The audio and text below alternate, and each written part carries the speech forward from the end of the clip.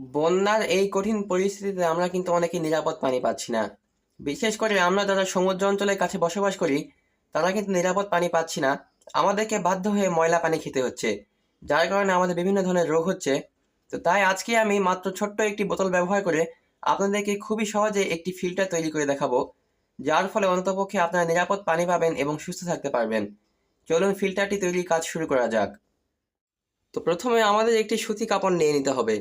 আপনারা এখানে যে কোনো ধরনের কাপড় ব্যবহার করতে পারেন, তবে অবশ্যই সেটা সুতি কাপড় হতে হবে। যেমন স্যান্ডো গেঞ্জি কিংবা থ্রি পিস ওড়না যাই হোক ব্যবহার করতে পারবেন। তো এরপর ভিউয়ার্স আমি এটি বোতলের মুখে দিয়ে দিচ্ছি। তো এরপর আমরা এটি দড়ির সাহায্যে ভালোভাবে বেঁধে নিব যেন খুলে না যায়। তো ভিউয়ার্স বোতলের মুখে কাপড় বাঁধা হয়ে গেলে এবার আমাদের বালুর প্রয়োজন হবে। তো আমি এখানে বালু দিয়ে দিচ্ছি। তো বালু দেওয়ার পর কিছুটা ঝাঁকিয়ে নেবেন যেন বালু সব দিকে সমানভাবে ছড়িয়ে পড়ে।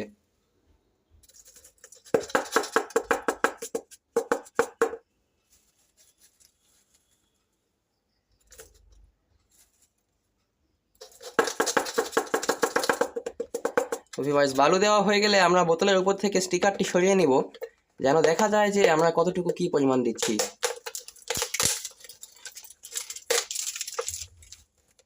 তো ভিউয়ার্স আমাদের আরেকটু কিছুটা বালু দিতে হবে।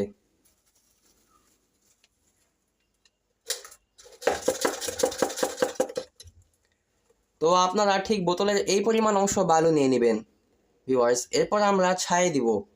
তো আমি এই জন্য এখানে একটি বাড়িতে ছাই নিয়ে নিয়েছি। এরপর ভিউয়ার্স ছাইগুলো এই বোতলের ভিতরে ঢুকিয়ে দিবেন এবং এগুলো মিক্স করবেন না।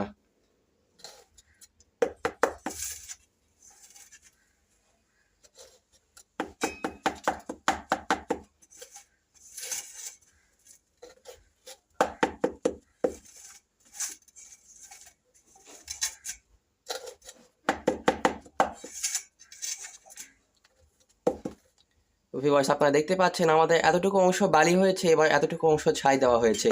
তো এরপর আমরা আবার বালু দিয়ে দিচ্ছি।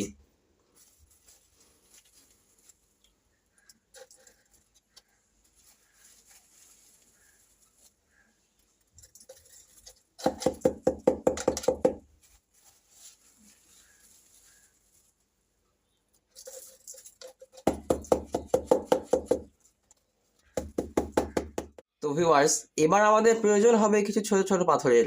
তো আমি এখানে ইটের টুকরা নিয়ে নিয়েছি।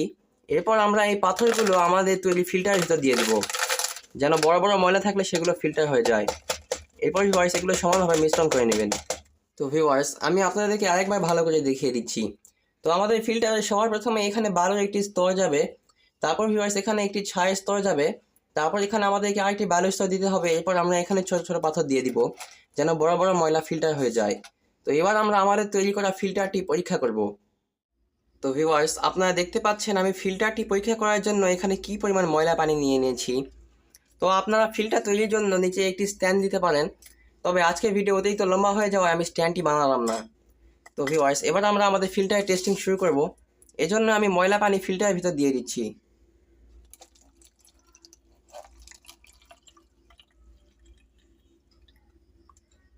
তো ভিউয়ার্স ফিল্টারটি প্রথমবার ব্যবহার করলে কিন্তু আধা ঘন্টা কিংবা 1 ঘন্টা এরকম লাল পানি বের হতে পারে। তো সেখানে চিন্তার কিছু নেই, 1 ঘন্টা পর অটোমেটিক পানি ঠিক হয়ে যাবে।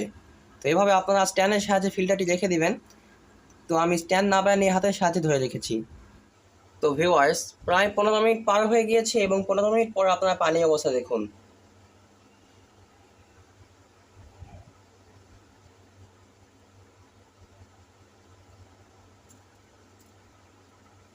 তো ভিউয়ার্স দেখতে পাচ্ছেন 15 মিনিট পর আমাদের পানির অবস্থা। এই পানির আগে এই অবস্থা ছিল এবং ফিল্টার করার পর এরকম হয়ে গিয়েছে। কিন্তু ভিউয়ার্স এই পানি কিন্তু এখনও খাওয়ার জন্য নিরাপদ নয়। এটিকে আপনাদেরকে 20 মিনিট ধরে গরমে আগুনে ফুটাতে হবে। তারপর আপনারা এটি নিরাপদভাবে খেতে পারবেন এবং ইনশাল্লাহ আপনাদের পেটের সমস্যা হবে না। তো প্রথম 15 থেকে 20 মিনিট কিন্তু পানি থেকে লাল লাল ভিউয়ার্স ফিল্টার থেকে কিন্তু লাল লাল পানি বের হতে পারে। সেই ক্ষেত্রে চিন্তার কোনো কারণ নেই। প্রায় 15 থেকে 20 মিনিট পর ইনশাল্লাহ অটোমেটিক ঠিক হয়ে যাবে। এরপর আপনারা ফিল্টারটি ব্যবহার করতে পারবেন। তো ভিউয়ার্স যে কোনো প্রকার সমস্যা আমাকে কমেন্ট করতে পারেন এবং বন্যা পরিস্থিতিতে অবশ্যই নিজেদের খেয়াল রাখবেন। ফি আমানিল্লাহ।